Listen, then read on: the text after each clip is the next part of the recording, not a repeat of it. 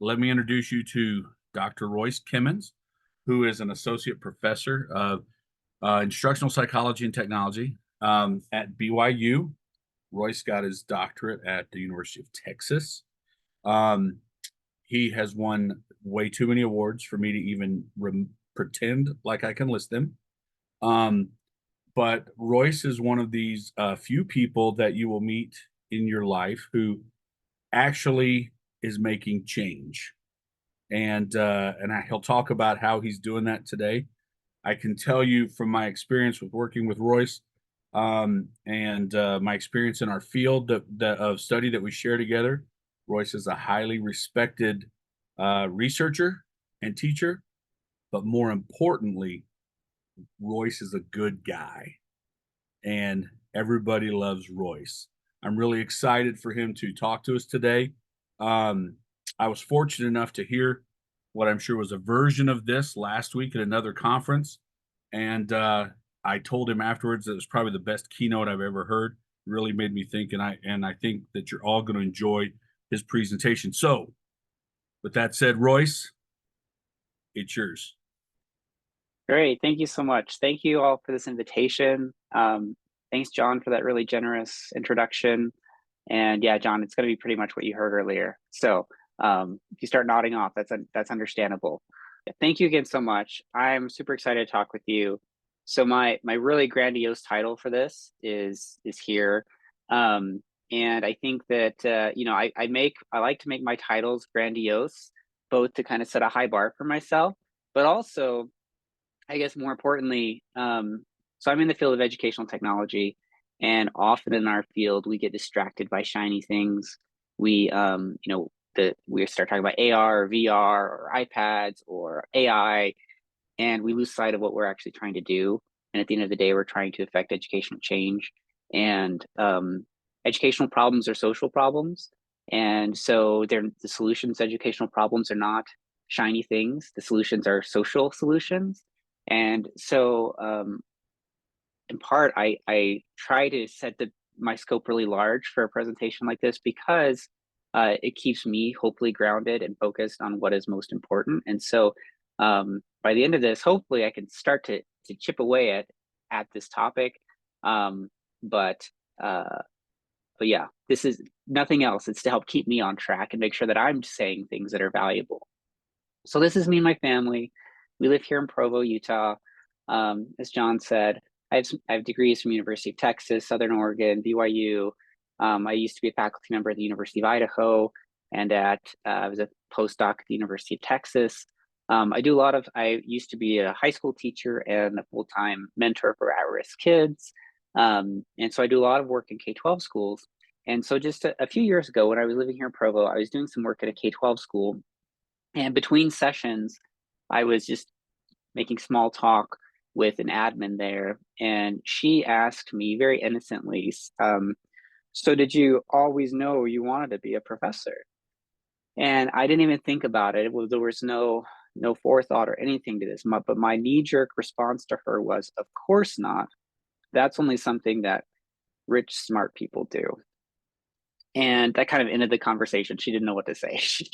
um, and But as I reflected on that afterwards, I started to realize just how deeply kind of my background had shaped kind of the way that I saw the world in two kind of key ways. First of all, um, I think growing up and throughout my college experience, I very much saw the world in terms of um, people had differential possibilities or opportunities available to them in terms of ultimate careers, in terms of ultimate what they would be able to achieve in life, and that was based upon your socioeconomic status. And so I didn't see myself as someone who could, for instance, be a professor. You might as well ask me, like, do you want to go to the moon someday? It just doesn't make sense. Um, but also the scarier part of that was that I internalized it. I internalized it to think the fact that I did not see myself in a socioeconomic position to be able to be a professor. I also internalized that to mean that I wasn't smart enough or I wasn't good enough. I took my socioeconomic status as an indicator or um, um, I guess, yeah, as an indication of my own internal abilities and so forth. And so I share this with you because I never really would talk about like my background at all with people before this, because my background I felt was very shameful. But I'm going to share this with you because I think it's something that's helpful for what we're talking about. So this is me when I was a kid. I grew up in very rural Texas. Here in this picture, I'm sitting on my mom's lap. My Nana is there in the background. She had the most education of anyone that I know of in my extended family. She had some, she was called the Kelly girl. So she had some post-secondary training to be a secretary. And so she was a secretary for much of her life. My mom went to the University of Houston for I think a semester and then dropped out.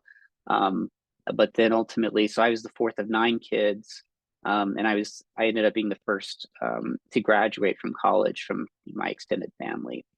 Down here in the bottom right, this is the 6 of us seated there. This is in a camping trailer we were living in at the time. That table folds down into a bed, and the 6 of us would share that bed. And not all the kids were potty trained. We didn't have running water, so it was a difficult situation in many ways. Then I went to college, and when I went to college, a lot of the kind of views of the world that I had went with me. So here are just a couple of experiences that happened at college. This is a picture of what we call DT field at the time. I loved to play football. And so at college as a freshman, I was out playing football with some friends, and I got tackled and I fell on my arm and I broke it. Well, I assumed that I broke it. I never went to the doctor. Instead, what I did is I got a long sleeve shirt and I made a sling out of it, and I would hide it under my a plaid coat or plaid pullover. I didn't actually have a coat. And so that no one would ask questions, and I just go to class like that. And never got it looked at or anything like that. And the reason for that was that I wasn't scared of doctors, but I was scared of doctors' bills. Later, this is a picture of the Wilkes Center, which is the student center at BYU. This is one of the places on campus where I passed out at one point because I was literally starving myself to death. My mentality was that I have to afford books, tuition, and these kinds of things.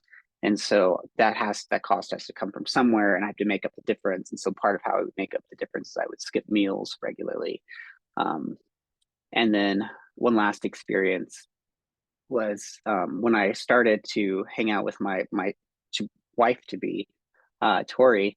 We would go to the first dance that we went as a group, and she forgot her wallet, her purse, and so she didn't have the entrance fee. And so I just paid the entrance fee for it, $5 or $6 or something like that. And she hates the story now because she didn't know what was going on in my life. She didn't know the situation that I was in.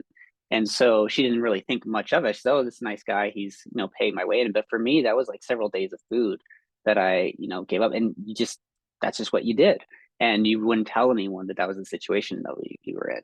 And so I share this with you not to elicit sympathy or anything like that, or even to suggest, because I know that I have students that face much more difficult trials than I have in life and struggles in this regard, and others.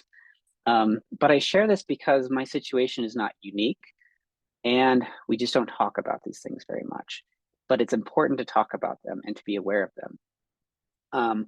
Temple University does an annual study where they look at food insecurity and other needs that college students have. And they have found that almost about 42% of our students have been housing insecure in the prior 12 months. Whenever I ask educators, do they know of any of their students who are living out of their cars, they pretty much always say yes. 12% of our students have experienced homelessness in the past 12 months. And food insecurity among our students is about a third of them are experiencing food insecurity. Some estimates places closer to 40%. And this is not a regional thing. Here at BYU, we've done studies here, and we find that these numbers are pretty accurate. About a third of our students at BYU experience food insecurity. And there's also some evidence that these rates may be roughly doubled for students of color.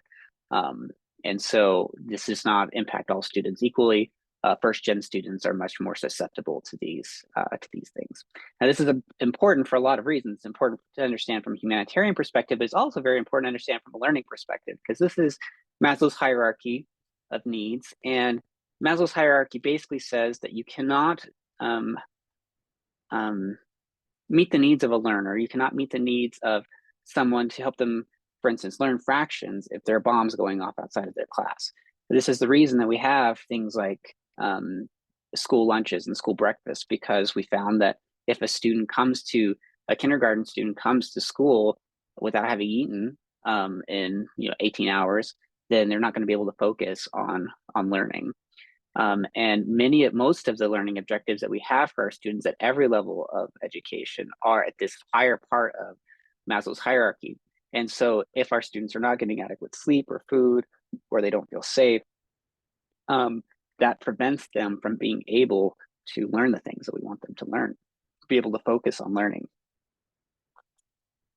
So there are at least 4 types of socioeconomic divisions that influence learning opportunities. So our students have differential access to resources necessary for life, things like food and shelter. They also have differential access to time for learning.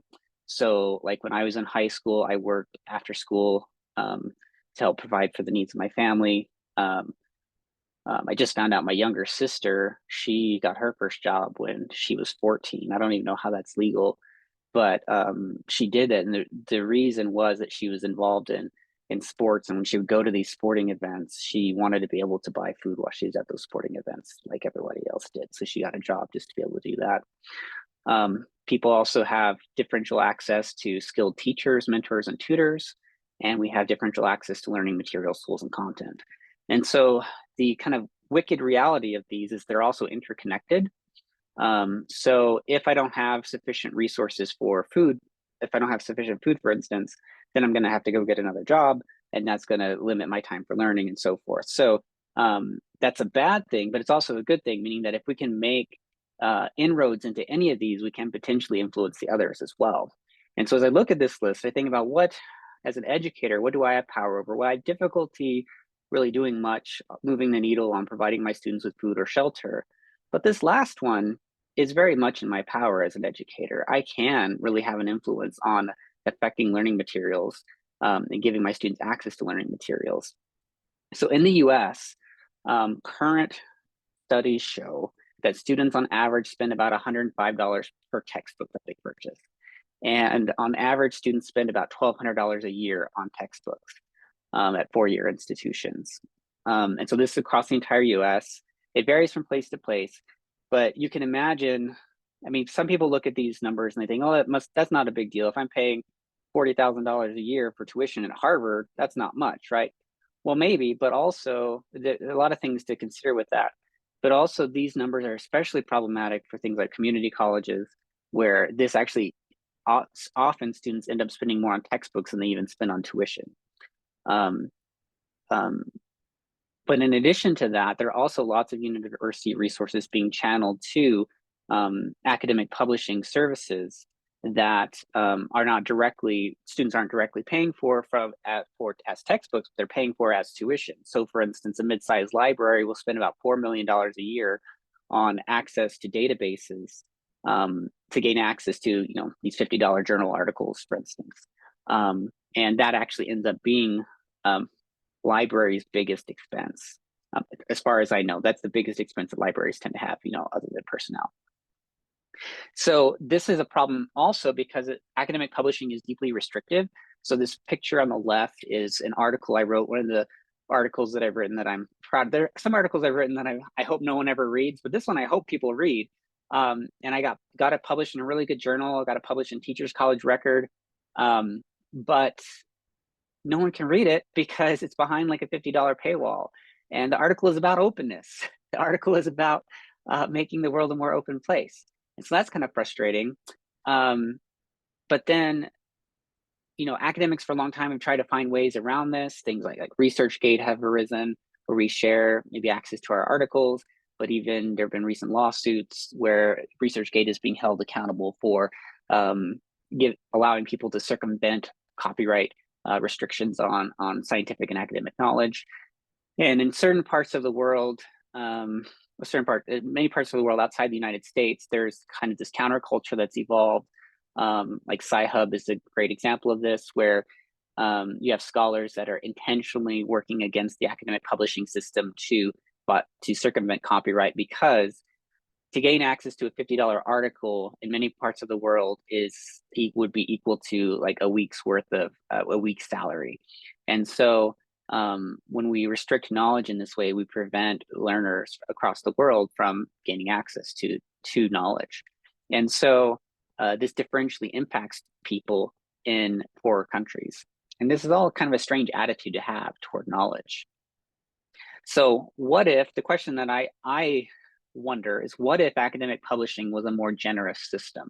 And I'll explain what I mean by a generous system here in a second. Reverend Dr. William J. Barber II came and did a talk here at BYU a couple years ago. His big focus for a long time in his life has been on eliminating poverty. And one of the things that he says is that we do not have a scarcity of resources in the world, but we have is a scarcity of collective moral conscience. And when we think about, how do I address the needs of the people around me? Often it's not an issue of resources. Often it's not an issue that we just don't have enough. Often the issue is that we haven't worked together to figure out how to provide those resources. And so an example of this is waste in the United States. So our landfills we have difficulty finding places for our garbage in the United States. We have lots of garbage and our landfills are full. The number one occupant of landfills is food. Not just food waste, but actual food, particularly produce. And so we have all this food being dumped into landfills, and it accounts for about 60% of methane emissions to the atmosphere from the landfills. And why is this when about a third of our population is experiencing food insecurity? Well, it's not a problem of resources because we have the food. So where is the problem? What is the problem? Well, you see things like food banks, for instance, and what they do is they connect those resources and the surplus to those who have need. And so it seems like a big part of what's the problem is that we lack sufficient infrastructure to connect surplus or resources that we have with the needs of the people around them. So similar kinds of systems that exist are like the American Red Cross. The Red Cross does not create blood, it does not generate blood, but it connects those who are willing to give blood and plasma to those who need it. Similarly, things like freecycle.org, if I just want to give away my dryer or TV, I can just put it on there and someone else who is in need of that can gain access to it in that way. So in all of these ways, these these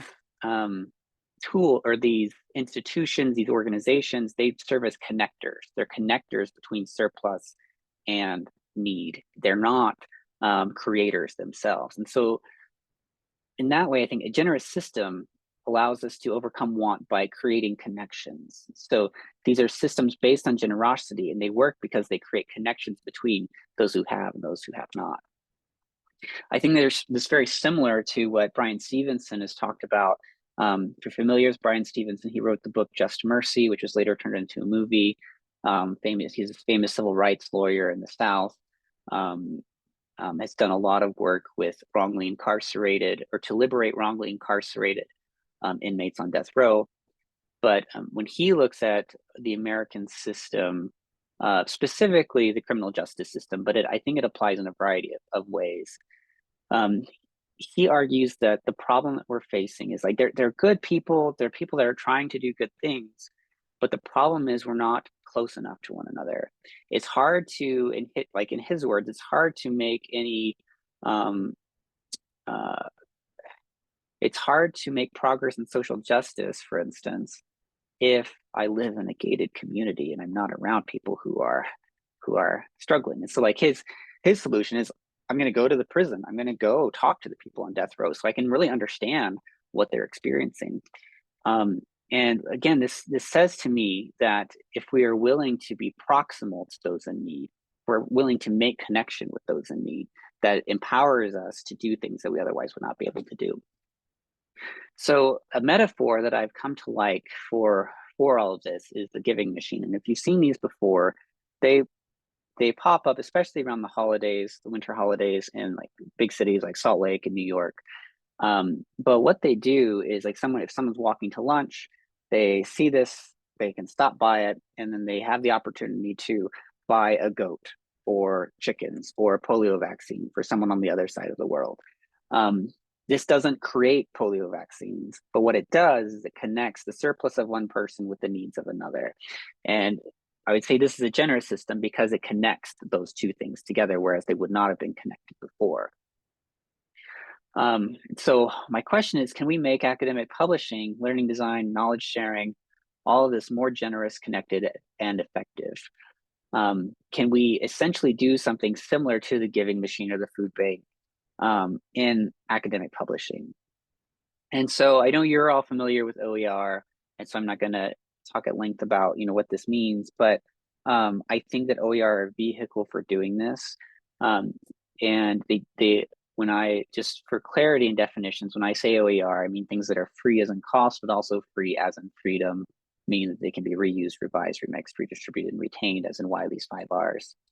And specifically, open textbooks is what I've predominantly been focusing on. Not exclusively open textbooks, but this seems to be the entry point for many people in how we can make the most change the most rapidly.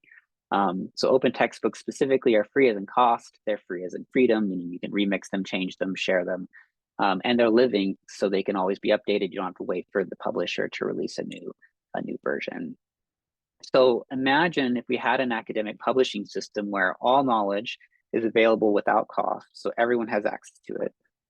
All learning materials can be freely shared, adapted, updated, and changed. I don't need your permission to use your syllabus. I don't need your permission to change this word or update this typo to translate this thing that you created. Everyone has persistent and full access to everything. So once you graduate, you don't automatically lose access to all of your learning materials.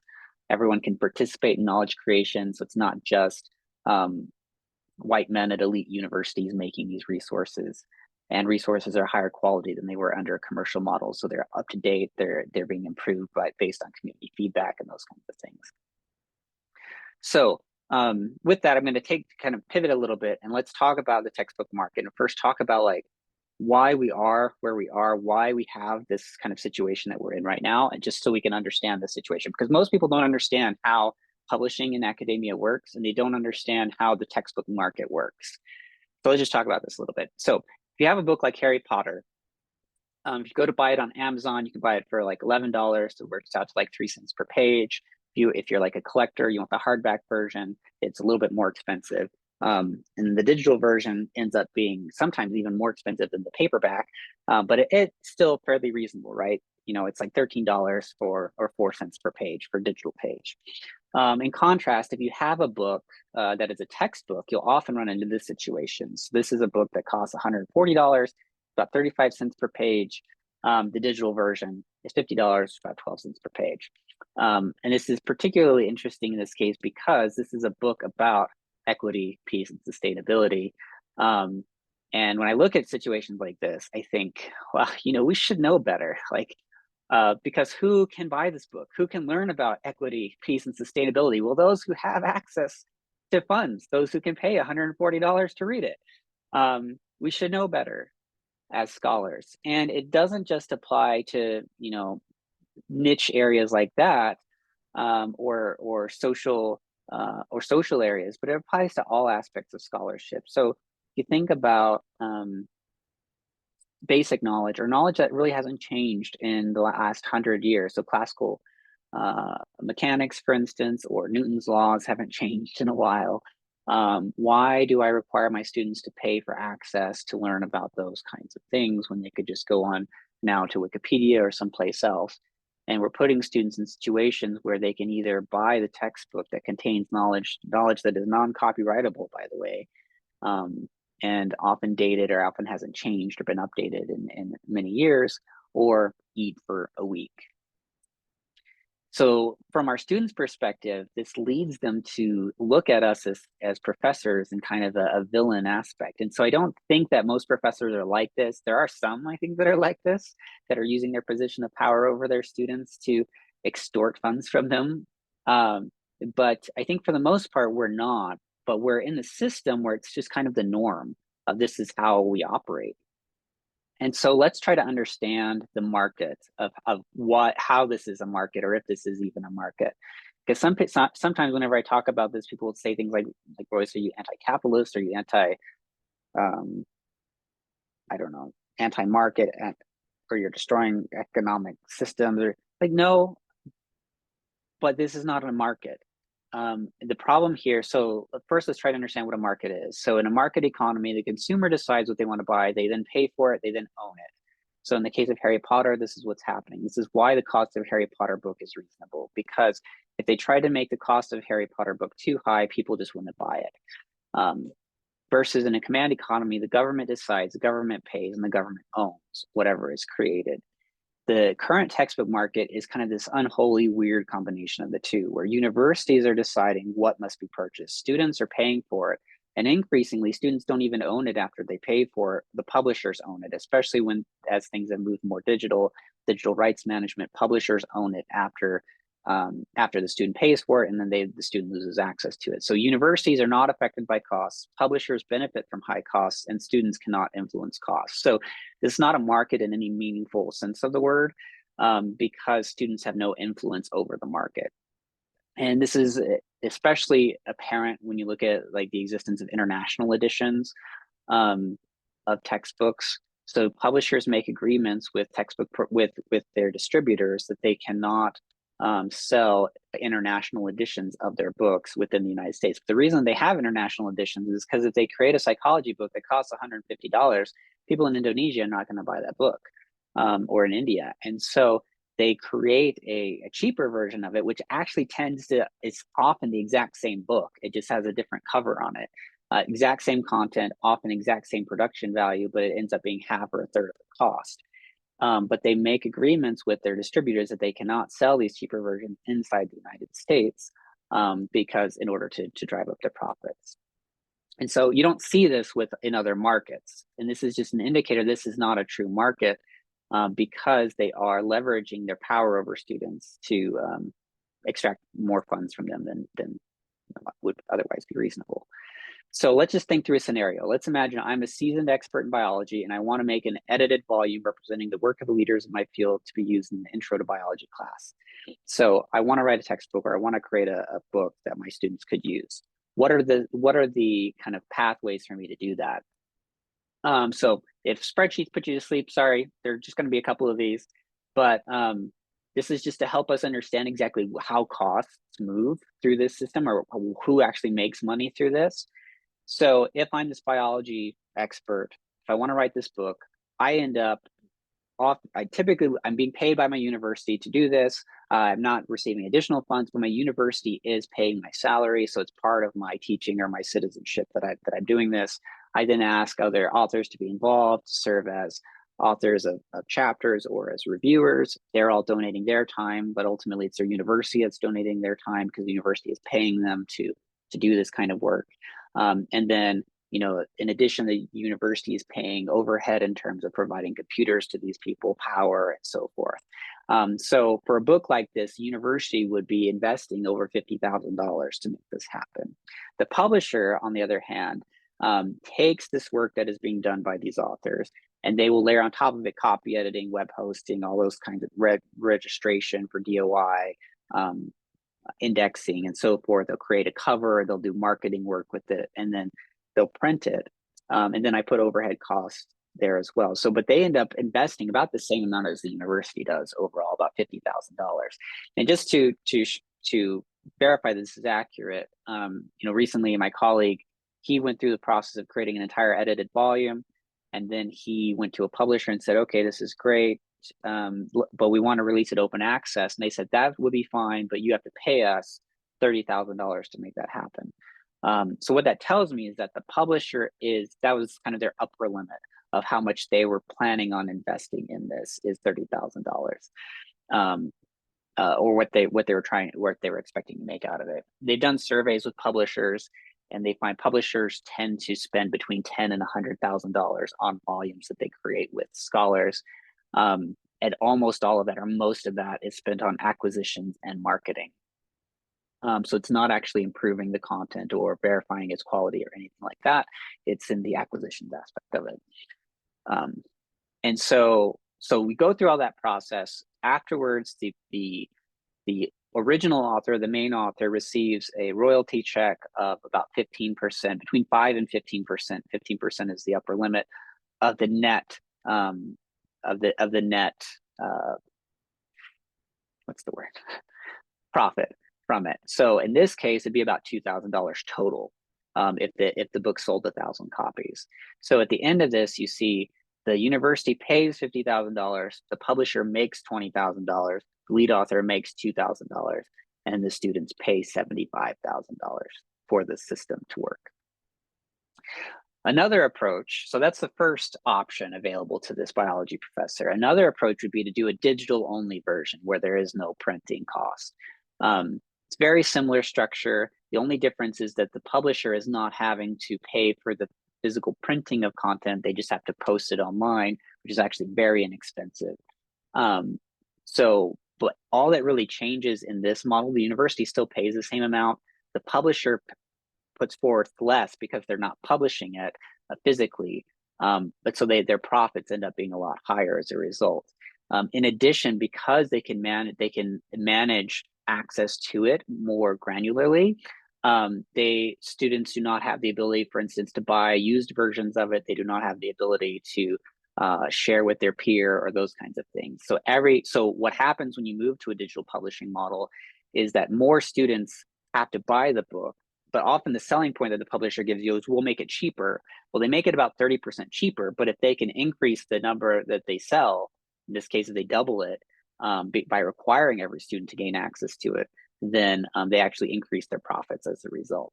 And so in this case, students are spending even more. They're spending about $100,000 on this, even though the cost of the book actually goes down. The publisher is making more, the author is making more. Again, the contributing authors and universities don't receive anything from any of this. Now there's this term inclusive access, and I'm assuming many of you already have heard of this or know what this is. This is a fairly new development, but it's a really problematic one in publishing, because the idea behind it is that we recognize that students coming into our classes need access to textbooks, so we can either require them to go and buy the textbook from the bookstore, but they may not get it in time, or they may be waiting for it to arrive from Amazon or something like that. So what if, instead of having them buy the textbook, we charge them a flat fee at the beginning of the year, and that ensures that they have access to it on day one. Therefore, it's inclusive of they're paying this fee that is inclusive of their access to the materials.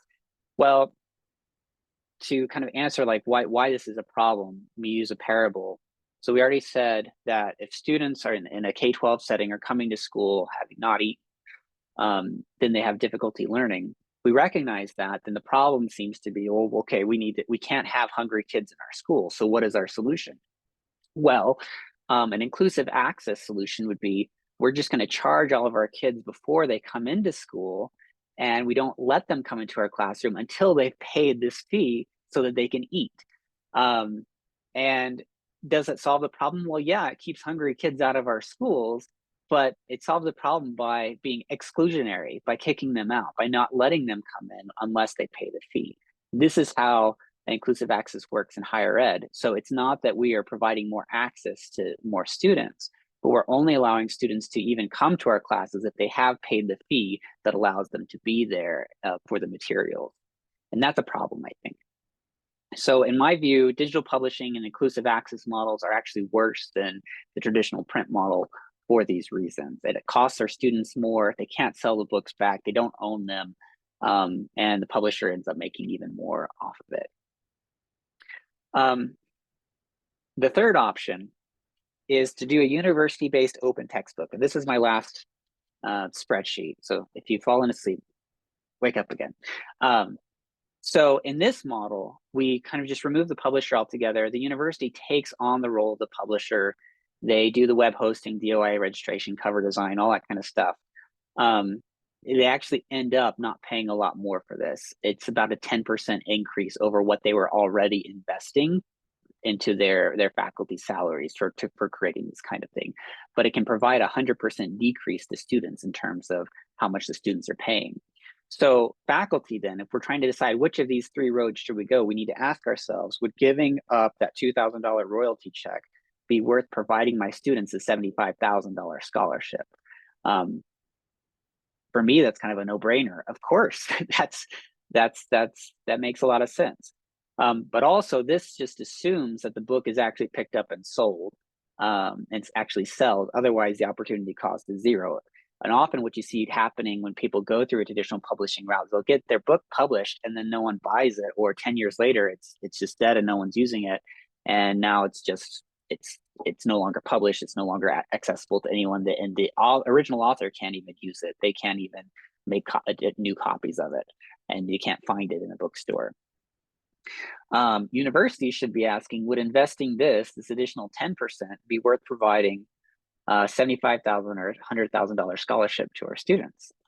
I think that, again, is a no-brainer. If I go to my chair and say, if our department can come up with $5,000, we can provide a $100,000 scholarship to our students, that's a pretty powerful thing to be able to say, especially because the bulk of that additional cost that we're investing can go towards student salaries for work study and experiential study. So like the copy editing work and those kinds of things can be done by students. And that's actually what we do in our department. So with all of this as a background, this is why we've been focusing on what we've been doing with EdTechBooks. EdTechBooks is an open publishing platform that I created, where colleagues and I have been, publishing our materials. This has now morphed into a bunch of sister sites that all use a common code base, common data, that are specialized for specific universities. So BYU has its own open.byu.edu. BYU-Idaho has its own books.byu.edu. And so the idea is that if I'm creating stuff for my field on EdTechBooks, or I'm creating stuff for my university at open.byu.edu, we can share those resources between those two, and people can gain access to them from everywhere. And so open textbooks are not a new thing. They've been around for at least 20 years, but they haven't taken off the way that I think they should have, or I would hope that they would have. And current surveys on this show that about 90% of faculty think that open textbooks are a great idea, but less than like 7% actually do them. And there are a lot of reasons for this that we can talk about later, but it tells me that someone who thinks like a designer, someone who thinks about things like about these problems in terms of like design solutions, that we have to redesign how we're actually doing open textbooks to make them more usable for people. And so I agree. Blake Ross is one of the founders of Mozilla. He said the next big thing is the one that makes the last big thing usable, just like in many ways Tesla did this. So electric cars have been around for a long time, but then Tesla came around and actually made them usable for the mass market, similar to iPhones. Smartphones have been around for a while. The original iPhone actually didn't have any new features over like what Nokia or others had. They just made it more usable, and that's why it took off. So an example of what we've done, this is a Design for Learning textbook. This is an edited, peer-reviewed volume that we've published. It includes the work of about 60 authors. Like John, you're an author on one of these chapters, right? From 35 institutions. These are leaders in the field. This book is over 400 pages. At the end of every chapter, there's something like a 5-star, similar to like a 5-star Amazon rating. The readers will review it. And so it has a high quality rating score. It's all designed to be mobile friendly. They're built-in dictionary. So you highlight any term, it'll give you a definition of the term. There are free web versions, audiobooks, PDF downloads, Microsoft Word downloads. It's always being updated as well. So like if there's an error, they can go and fix it. And there are no logins or paywalls. And this particular one as well is also printed through Amazon, so you can get free Amazon Prime shipping on it. So to contrast this back with the example that I gave at the beginning, this Design for Learning book is printed for $14, about 3 cents per page, and you get free Amazon Prime print shipping through it if you're a Prime member. The digital version is free for all these different formats. In contrast, this, and I'm not picking on this particular textbook for any reason, this is just an example, but this is because this is the norm. So it end up being about 1/10 of the cost for the print version, and the digital version is better, more accessible, and you have a lot more features and opportunities with it. So this is what we've been doing. So EdTechBooks is a platform for creating these kinds of and sharing these kinds of books. So my pattern now that I follow in my classes when I'm teaching is, if I'm going to teach a class, I go and actually create an open book for that class. So this is an example of the educational technology handbook that I use in my undergrad tech integration courses. The book is mobile accessible. You can embed it directly into your learning management system. So most of the time when students are using the book, they don't even realize they're using it. It just fits directly into their natural learning experience, and they don't have to log into a separate system or anything like that. And this book is embedded in learning management systems by universities all over the world. So students, in lots of different states and countries are accessing the content, and they all have equal access to the resources. It's designed to be mobile first. It's following modern web design practices in that regard.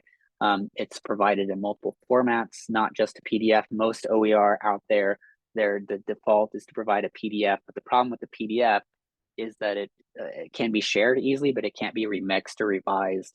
That's why we provide things in Microsoft Word, HTML formats, and also audiobooks. We're providing everything as a free audiobook as well. And I'm finding increasingly students use this constantly. So like if they're riding the bus and they need to do their reading for the day, they'll just turn on the audiobook and they'll listen to it that way. We also provide lots of resources and tools for creators. So if you like my textbook or you like a chapter in my textbook, you can just click a couple buttons. You can copy those over to your own textbook. You can remix it, reorder it, and it'll do the citations for you and all that kind of thing. And then it also will provide with you analytics data on how it's being used, who's using it, what universities are linking to it, and all that kind of stuff. In addition, I think there's some really exciting pedagogical practices that can be incorporated into this. So this is an example of an open textbook that is a living volume that is constantly being updated every year that I teach a writing course. But this book was created so that students in my introductory writing class would have an authentic experience of writing something that for others to read. And so this book is intended, it covers basic topics in learning design and technology written by students for students. So things like constructivism. But the cool thing about this is because these are published and they're indexed by Google Scholar, they're then cited. And so like, for instance, this student who recently graduated with her PhD, if you look at her Google Scholar profile, the things that I've highlighted there are all articles that she's written on EdTechBooks that have been cited by other scholars. I've done this multiple times, lots of different settings. So we also, so the last time I taught that writing course, we wrote a book together. And that was kind of stressful for my students, but we did it. And you can search for 50 years of education research trends and you'll find it. But this is a full volume analyzing 50 years of academic scholarly articles in the field of education to try to understand what's been happening over the years. So as my colleagues have looked at this, they've said some really positive things about it. And so these are not it's like the open ed community kind of has its own, sorry, my computer's freaking out. The open ed community kind of has its own group of folks that are really passionate about open education and things. But then, the traditional and I say traditionals, but like the hardcore like researchers, they also look at this and they think, well, this is actually really powerful. So like think like Tom Reeves here says, I can't think of a more valuable resource than EdTechBooks in his 5 decades in the field. Matt Schmidt over here, he is doing cutting edge work with augmented reality and helping learners on the autism spectrum. But this has become his go-to place for finding resources for his class and publishing his own resources. And Albert Ritzopt here is the editor of one of the top journals in our field. Has said that this has already had a profound influence in our field. And we've only been doing this for about 5 years. So in EdTechBooks, I have some examples here. Our books there range from everything from educational technology to democracy in education. We also publish a journal now, the Journal of Applied Instructional Design, which is an AECT sponsored journal. And this, because there's been such interest, we've also branched out into other areas as well. So like the open.byu.edu site is an example of this. So because we have a lot of BYU folks wanting to do this kind of work, but they would really fit under the EdTech umbrella. So we branched out to that. Also don't have it here, but equitypress.org is another one that we have that we're using in that regard. And BYU-Idaho is producing all kinds of materials now on their site. Some of these books are 2,000 pages long. I mean, they have just so much content. And they're just putting tons of content and time and resources into this. And so in looking at this, what we've, within the system, it'll also predict the cost savings that you're providing to your students based upon usage of your book. But from this, we estimate that our books have saved students about $4 million each year. That here at BYU, that's equivalent to about 100 bachelor's degrees. So that's a big deal. That's a big scholarship. Since October 2018, we have published 172 books by 315 authors, over 13,000 printable pages. So we estimate we've saved students about $12 million over that time. That's equivalent to about 15,000 students' food for a semester, health insurance for 35,000 students, tuition for 300 bachelor's degrees. Now, to compare, what has this cost us? Well, if I want to publish in a traditional journal, if I do a research study, I get it published in a traditional journal, I want to make that open access, the publisher will typically charge me between $3,500 and $5,000, depending on the journal. But the upper end that I've seen is typically about $5,000. For $5,000, that's how much it's cost us to host these servers for 5 years. So we've been able to do all this, and the tech part of it has only cost us about $5,000. In addition, our students in our department now, in our master's and PhD department programs here at BYU in IP&T, pay $0 for required MA and PhD materials. They just don't have to pay anything. There are some electives that they take that they still have to buy like a $15 or $40 textbook for, but by and large, they don't pay anything. And for me, the most exciting part of all this is that it connects all our institutions together. So like I create stuff for my courses here at BYU, but then what's really exciting is that when I go onto the site and I see, well, this is being used at the University of Minnesota or at University of Memphis, or I didn't even know Baker University existed. Oh, that's very cool. They're using these resources. And so there are ways of allowing us to collaborate that we wouldn't otherwise have had. It also allows us to share in ways that we wouldn't have been able to before. This is an email that I just got a couple days ago, last week, where a professor had been working at BYU-Idaho. He was using a textbook there. Now he went to another institution and he wants to continue to use the textbook. Said, what do I need to do to make this happen? Well, you don't have to do anything. You just keep using it because it's open. And if you want to make a remix of it, I can help you do that. But technically, like part of how we make this work is that when you create a resource, so say you create something on EdTechBooks, if we want to cross-list it on another site, all we have to do is flip a switch, and then it shows up on the BYU site or the BYU-Idaho site or Equity Press.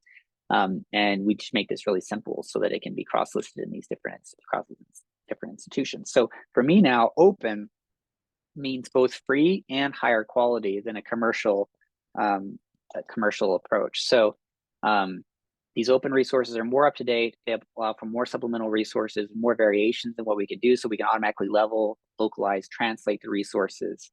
There's more freedom for course designers and pulling resources and using them. There are more opportunities for using things like AI, cross-site tools, embedding multimedia, and we can collaborate more effectively with these resources.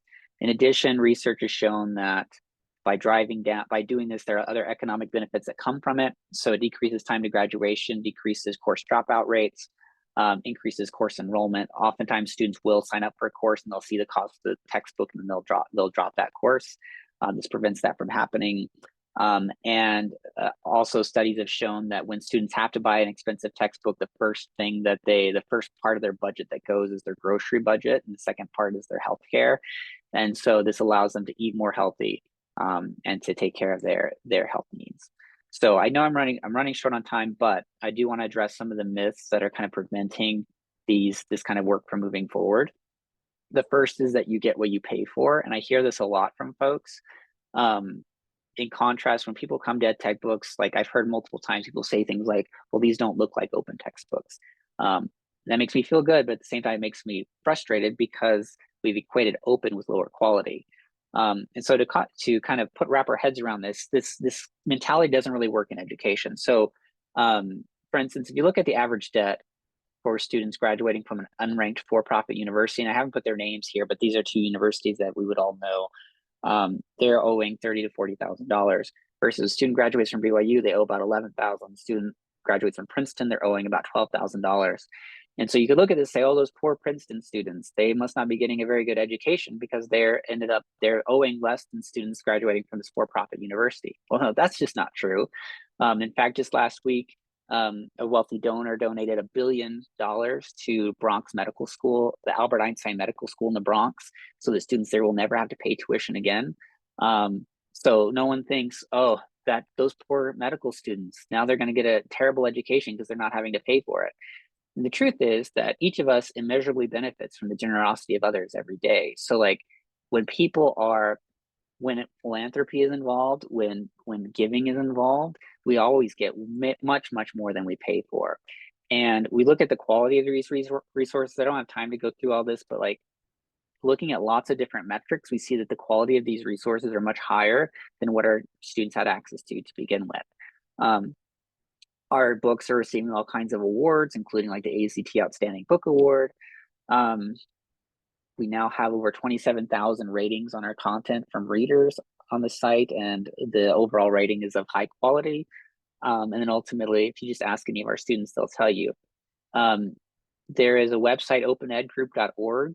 This is a great place to go to see what the research actually shows about open resources. And it's actually kind of boring in my mind because it's clear and it's obvious. But if you go and look through the research on OER, the same result comes up over and over and over again. And it is always that students who are using open textbooks or OER perform equal to or better than those using commercial counterparts. And so it's a no-brainer in my mind. There is not a quality question. The second is, well, money is the best motivator. How are you going to get faculty to create these resources or remix these resources if there's not a financial benefit to it? Well, the truth is that we do this all the time anyway. So I've published probably about 100 traditionally published articles and encyclopedia articles and those kinds of things over the years. I haven't been paid anything for any of that. So why did I do any of that? Well, because it's part of my job and because I'm trying to contribute to knowledge. So the truth is, especially in academia, money's power as a motivator is overstated and highly contextual. And when we see those numbers actually laid out, I see, well, I could get a $2,000 royalty check, or I could save my students $75,000. That $2,000 is much less of a motivator at that point. In fact, what I've seen happen is that has been pleasantly surprising to me is actually a lot of scholars who are near the end of their careers are really investing their time into creating these resources. And it's because they've published traditionally before, and it has not provided to them the benefit that they were hoping it would, either financially or having the impact that they wanted. And so now that they're at the end of their careers, they're having a bit of like an existential crisis, and they want to like, how can I leave lasting impact on the field or a legacy on the field? And the answer is to create an open resource so they can have a greater impact on learners. Third myth is that openness is not sustainable. That's just patently not true. Most of the software you use on a daily basis is based on open code. So whenever you go to a website or open an app on your phone, most of the code that's running in the background, 70 to 90% of it is openly licensed. And so the truth is that open is sustainable. It may look a little bit different, but it's doable and it's deeply valuable. If we did not have open software, for instance, we would not have the internet. We would not have our modern smartphones. And so openness is essential and it is sustainable. But it does operate a little bit differently than some of our other models. But just to give you an idea of this, part of how we've made EdTechBooks sustainable is by making it inexpensive to host. And so this is just from our last month's use. Last month, we served content to over 150,000 users. And that cost us about less than $100. So for every dollar that we spend, we give access to about 1,700 people for an entire month. So that seems pretty sustainable to me. That's not a huge cost. And the last myth, and this is probably the most tragic myth of all, is that I don't have anything to give. So how can I contribute to any of this, because I'm just a lecturer, or just a faculty member, or this or that. But the truth is that less than 7% of the world's population has an equivalent of a BA or a BS. And so that means that the vast majority of people working at universities are much more highly educated and know much more than they realize. And so each of us has has superhero level knowledge and skills that we can provide to the world around us. And what EdTechBooks or other projects like this allow us to do is just provide that connector, so that we can't put money into the machine, but we can put our knowledge and our skills into the machine and then allow others to benefit from it. So what is the future? I hope the future is something that is more connected and open, where we can connect the work that's being done at BYU or at BYU-Idaho or Idaho State University or anywhere else together, so that all of our students can benefit from the work that each of us are putting forward to doing these kinds of things. And so that's my presentation. Thank you all so much for listening, and I'll stop there.